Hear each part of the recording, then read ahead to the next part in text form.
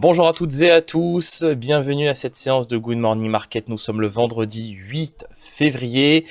Après un jeudi très animé, cette séance de vendredi promet d'être tout autant passionnante.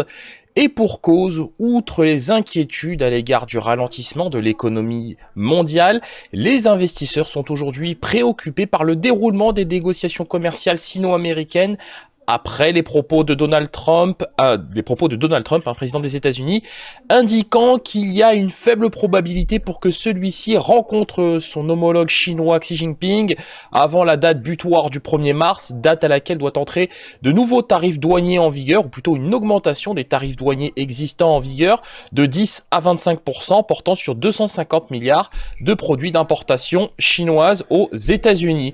Passons tout de suite au calendrier économique de ce vendredi. Alors, vous allez voir qu'il est relativement allégé, donc très peu de statistiques attireront notre attention pour aujourd'hui. Alors, on a déjà pris connaissance d'ailleurs des chiffres du commerce extérieur en Allemagne. Alors d'ailleurs, chiffres assez positifs, c'est bien.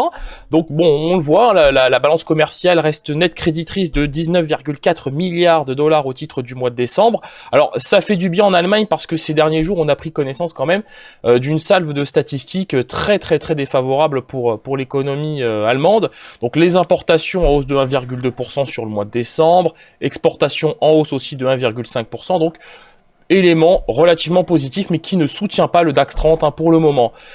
Du côté de l'outre-Atlantique, donc on s'intéressera pour ceux qui tradent la paire USD-CAD au chiffre du chômage à 14h30 au Canada, donc chiffre du chômage du mois de janvier.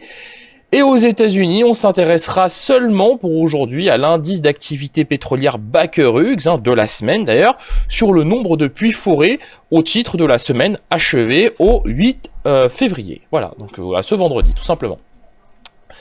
Le DAX 30. Donc le DAX 30 qui n'a pas cessé de corriger ces derniers jours. Rappelons que le 5 février dernier, c'est-à-dire mardi, nous avions des cotations à 11 380 points. Depuis, on a été rattrapé par beaucoup d'éléments, donc la révision à la baisse des perspectives de croissance de la Commission européenne, la révision à la baisse des perspectives de croissance au Royaume-Uni, qui d'ailleurs devrait tomber à un plus bas de 10 ans cette année en 2019, c'est ce que nous a dit d'ailleurs hier la Banque d'Angleterre. Pour l'heure, sur le DAX 30, il est très compliqué de se porter acheteur sur cet actif, tant la toile de fond est négative, tant la toile de fond est baissière. Pour le moment, ce que l'on peut dire, c'est que le niveau qui cristallise l'attention des opérateurs, c'est celui des 11 018 points, soit cette moyenne mobile à 21 périodes. En cas de franchissement de celle-ci, il se pourrait bien qu'on retrouve le niveau des 11 037. De là à faire un retour sur le niveau des 11 132, c'est quand même un peu exagéré, mais 11 037 points, 11 050 points nous semble probable en cas de net franchissement de cette moyenne mobile à 21 périodes. Du côté de la paire euro-dollar, donc c'est la baisse qui domine, vous le voyez à l'écran, on a retrouvé les plus bas d'hier, on les a même d'ailleurs cassés, non, on y est toujours sur les plus bas d'hier d'ailleurs, donc sur le niveau des 1,1330, alors sur la paire euro-dollar, il n'y a pas vraiment de mystère, ce qui explique cette baisse de l'euro et cette hausse du dollar. C'est le carry trade qui aujourd'hui plaide en faveur du dollar, vous l'aurez deviné, je pense que ça se voit un petit peu comme le nez au milieu du visage à l'écran. Donc rapidement, vous avez des rendements du 10 ans américain qui ne cessent d'augmenter autour des 270 points de base au moment où nous parlons. Des rendements du Bund qui sont tombés sous le seuil des 18 points de base, 0,18%. Et donc dans un tel contexte, et hier on a même eu du 0,12%, donc 12 points de base sur le 10 ans allemand. Dans un tel contexte, forcément, on a un euro-dollar qui ne cesse de s'affaiblir et qui devrait très probablement retrouver dans quelques jours le seuil des 1,13, soit le plus bas qu'on a touché le 24 et 25 janvier dernier sur cet actif.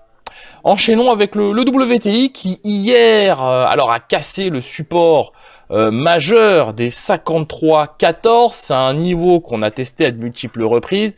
Bon, comme quoi, à force de tester les mêmes niveaux de prix, au final, ça finit par casser. Donc c'est ce niveau donc que j'ai mis en gras pour attirer votre attention dessus. 53,14, donc malgré les vecteurs positifs sur le pétrole. Alors rappelons-les rapidement, les sanctions américaines sur le pétrole vénézuélien, les efforts de l'OPEP consistant à réduire la production de pétrole, la production journalière de pétrole, qui a d'ailleurs bien reculé au mois de janvier. Eh bien, on a finalement été rattrapé d'une part par le renchérissement du dollar, parce que les prix du pétrole sont libellés en dollars, et surtout par les perspectives de ralentissement de la demande, les perspectives de ralentissement de croissance, et aussi les informations associées aux discussions aux discussions commerciales sino-américaines, qui pèsent évidemment sur la demande mondiale de pétrole. Or, qui dit croissance dit forcément demande mondiale de pétrole, et c'est pour cette raison qu'on a rallié hier au plus bas de la séance le niveau des 51,80.